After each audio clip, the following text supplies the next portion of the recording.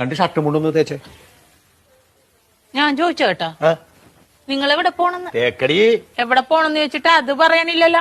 അതല്ലടി, മലയാളത്തിലല്ലേ പറയണത് തേക്കടി. നല്ല സൗകര്യമില്ല. ഇംഗ്ലീഷിലല്ലല്ലോ പറഞ്ഞത്, മലയാളത്തിലല്ലേ പറഞ്ഞത്. പറഞ്ഞാൽ നിനക്ക് മനസ്സിലാകത്തിന് ഞാൻ എന്ത് ചെയ്യാനാണ്? നിങ്ങൾ എവിടെ പോണ? തേക്കടിന്ന്. ഓ, എനിക്ക് കലി കയറണുണ്ട്. നിങ്ങൾ എങ്ങോട്ടെങ്കിലും ഇറങ്ങിപ്പോയി എന്തെങ്കിലും പറ്റിയാ ഞാൻ അറിയുവോ? സ്ഥലം പറയാണ്ട്.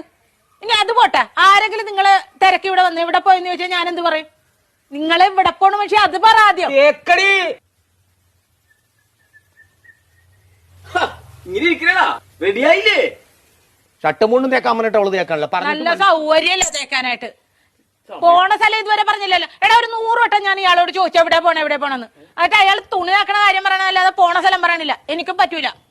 ഇയാൾക്കാ പറയാൻ കഴിയില്ല. നീ എങ്കിലും ഒന്ന് പറയാം എവിടെ പോണത്. തേക്കടി. ആഹാ, അത് കൊള്ളാലോ. ദേ ഒരു കാര്യം ഞാൻ പറഞ്ഞേക്കാം, എന്റെ കെട്ടിയൻ എന്നെ ഇടിപൊടി എന്ന് വിളിക്കും. എന്ന് വെച്ച് കണ്ടവന്മാര് വീട്ടിൽ കയറി ഒന്ന് ഇടിപൊടി എന്ന് വിളിച്ചിട്ടില്ല, അടിച്ച കാരണം വിളിക്കും. പറഞ്ഞാൽ മനസ്സിലാവൂല. അതാണ് ഞാൻ പറഞ്ഞത്. ഞാൻ പെടാപ്പാട് വെട്ടിയിരിക്കണ ഇപ്പൊ ഇവിടെ കിടന്നു. നിനക്ക് എന്നാ കാര്യടാ എന്നെ ഇടിപൊടി എന്ന് വിളിക്കും? തേക്കടി. ഞാൻ ഒരു വട്ടം പറഞ്ഞു, ഇനി ഞാൻ അടിക്കും, സത്യമായിട്ട് അടിക്കും ഞാൻ. മനസ്സിലായില്ലേ ഇപ്പൊ പറഞ്ഞത്? പിന്നെ പറഞ്ഞാലല്ലേ മനസ്സിലാവുള്ളൂ. പറയണ്ടേ? കോട്ടയം കുമളി വഴി തേക്കടിക്ക് പോണേണെന്ന് ഞങ്ങ ടൂറ് പോണേണ്. ടൂറ് പോണത് തേക്കടിയുടെ കാര്യമായിരുന്നാ പറഞ്ഞത്. എനിക്ക് മനസ്സിലായി.